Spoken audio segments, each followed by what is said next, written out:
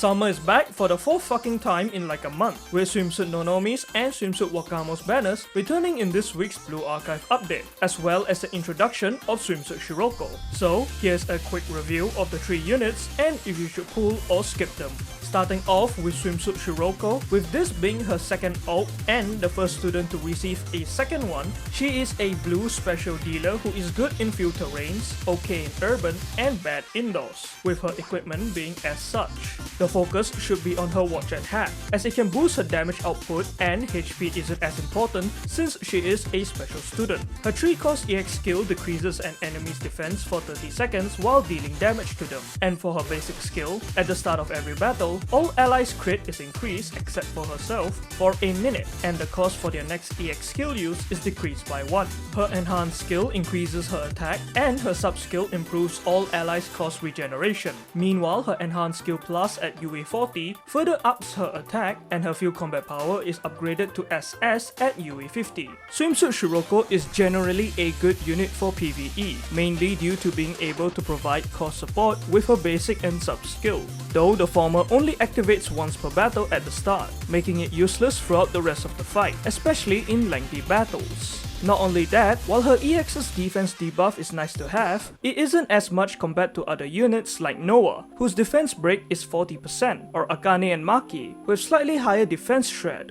Not to mention, you could also just use Himari instead, who can also provide cost recovery through her sub-skill, and her EX's attack buff is more valuable. But you can definitely still use as Shiroko, such as in the Blue Raids, where she can be a good unit for your second or third teams on Torment difficulty, due to her cost excel and brief cost reduction. She could also be used for speedrunning content, like event challenges that need to be completed within a certain time limit. However, her main specialty lies in PvP, where she has literally become the meta, to the point where we have BS and AS, also known as before Shiroko and after Shiroko. The main reason for this is her basic skill, which, while not great for long battles like raids, is very useful for short ones like in PvP, and it can give you an advantage early on since your students can activate their EX skills faster, allowing you to attack first and finish the battle quicker.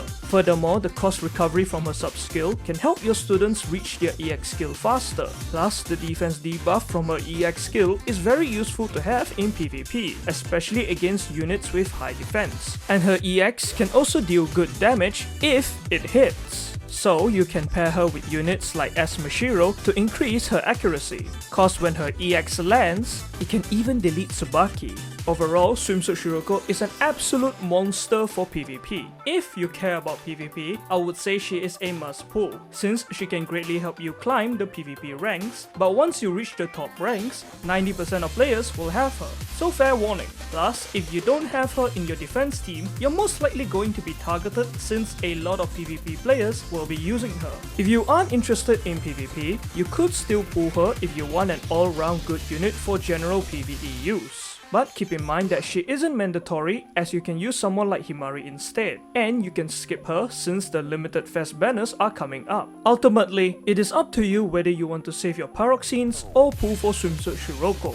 Hey, maybe you want to pull for her cause waifu, and you don't want her kidnapping you. Oh, who am I kidding, you Shiroko fans do want that. If you have the monthly 10 pull ticket from the Grand Assault store, you could use it on Swimsuit Shiroko's banner.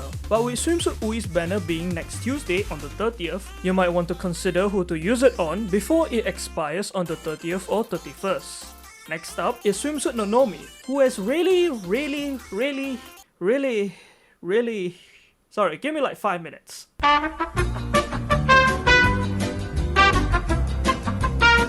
Who has really big watermelons to say the least. She is a raid DPS striker with special armor who has S combat power in urban, D in field, and B indoors, with her having your standard DPS equipment. Swimsuit Nonomi has a massive 6-cost EX skill, where she immediately reloads and deals damage to an enemy while amplifying her normal attack to ignore attack delay 4 times, with this buff ending after she uses up 100 ammo. Her basic skill increases the attack speed of allies for 30 seconds in a round area every 40 seconds, with her enhanced skill increasing attack speed. Finally, with her sub-skill, when her normal attacks are augmented by her EX, they deal extra damage as additional hits to enemies. She gains extra defense piercing on her enhanced skill plus, and at UE50, her mood in urban improves to SS. Swimsuit Nonomi primarily sees a lot of use in Hieronymus, as her normal attacks after using her EX becomes extremely strong, and combined with her sub-skill, she becomes an amazing AA or auto attacker, but only once you use her EX of course. Not only that, at UE40, she gains defense penetration, which is huge, like her assets, because it passively helps her pierce through Hyro's defense, greatly increasing her damage output against him.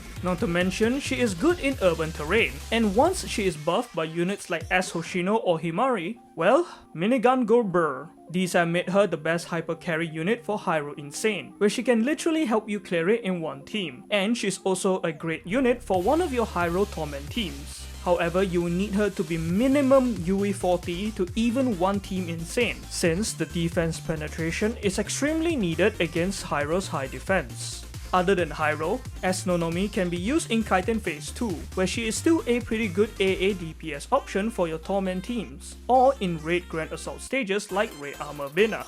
But overall, if you want to have an easier time in Hyro, especially on Insane, you can pull for her, but fair reminder that she needs to be at least UE40 for her full potential in Hyro Insane to be unleashed. Or you could pull her if you want a good raid DPS option, or you love your hot smoking sugar mamas and you want to bury your face between those watermelons. And to that I say, respect king.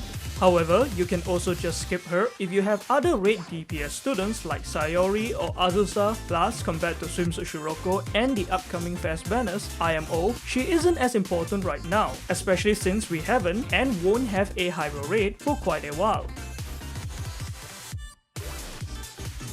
So you could probably just rely on a spook if you want to. Finally, we have Swimsuit Wakamo, who is a Yandere of all time. She is a piercing DPS striker with yellow armor, with her terrain moods and equipment being the exact same as Swimsuit Nonomi. Her 5-cost EX skill deals damage to one enemy, with each hit causing stun for 1.1 seconds, and the final stunned hit lasting for 4.1 seconds, while knocking the target back a certain distance. For her basic skill, every minute she gains 1 level of increased attack and incoming damage, with a total of 3 levels. Meanwhile, her enhanced skill increases her attack, and her sub-skill deals additional damage when attacking enemies with 30% health or below. At UE40, her attack increases even more, and at UE50, she gains SS Urban Combat Power. As a CC-focused student, Swimsuit Wakamo is obviously very good against HOD. You know the drill, I don't have to explain why. But now, she is also useful in a mirror match against herself, aka against the Swimsuit Wakamo Hovercraft boss, specifically in Phase 1, where essentially you need to apply stun onto Wakamo to make sure she doesn't apply 5 flower petal stacks on your students, which can kill your student instantly. And by stunning her, you can remove all stacks and deal more damage to her. There is a detailed video by Valiant on this raid, I'll link it in the description. Hence, Swimsuit Wakamo can be useful in HOD and against her own self, since her EX actually deals quite a lot of stun, and she also has the added bonus of being able to deal extra damage once her basic skill is fully stacked, though it isn't as good as some other yellow DPS students. She could also perhaps be used in one of your Bina Torment teams or in yellow Grand Assault stages. Overall, while Swimsuit Wakamo is a good CC and decent DPS unit, I wouldn't recommend pulling for her, as I personally feel she is the least appealing among the 3 banners in terms of gameplay. That's because there are other CC students you can slot in for HOD, and for Wakamo Hovercraft, she doesn't see much use as there are other units who shine, such as Hifumi who can use Peroro to CC and tank the petals, or Fubuki who can CC with her basic skill. With that being said, you can definitely still pull her if you don't have a lot of CC students, or if she's your waifu, and I know there's a lot of Wakamo fans, including me. Yandere supremacy, fuck the world. Plus, her swimsuit version's design is really pretty, and she has a beautiful L2D, so it's kinda worth it just for those. And that's it for the review. I'd say Swimsuit Shiroko is the most appealing out of the 3, and you could potentially use your limited 10 pull ticket on her banner, if you don't want to risk waiting to use it on Swimsuit Ui's banner next week. But it's your ticket and your paroxene, so do what you think is best. Anyways, good luck for your pulls if you're pulling, let me know if you are, or your thoughts about the student announcements from the 3rd anniversary livestream. And I'll see y'all in the next one.